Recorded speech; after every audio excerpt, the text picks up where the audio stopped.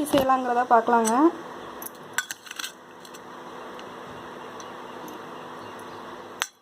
செய்கிறதுங்கிறத பார்க்கலாங்க. ஃபஸ்ட்டு எண்ணெய் ஊற்றிருக்கேங்க.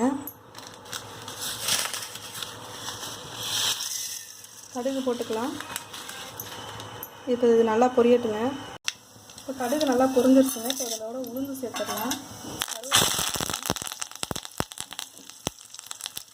கடலைப்பருப்பு வச்சுருக்கேன், அதை சேர்த்துக்கோங்க.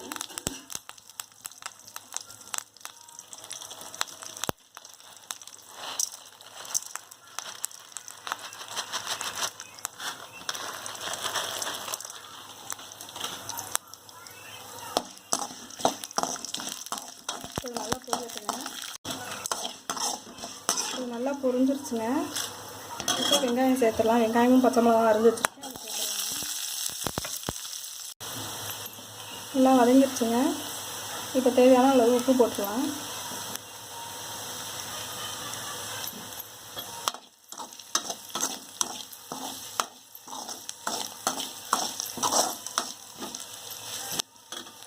இப்போ இட்லி ஊற்றி வச்சுருக்கேங்க. அந்த உப்புமா இட்லியை சேர்த்துடலாங்க.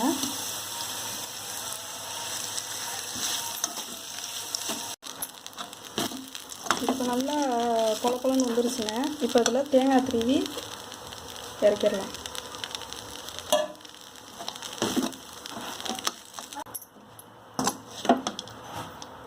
அவ்வளோதாங்க, தேங்காய் திருவி கிண்டி இறக்கியாச்சுங்க. இட்லி உப்புமா ரெடி.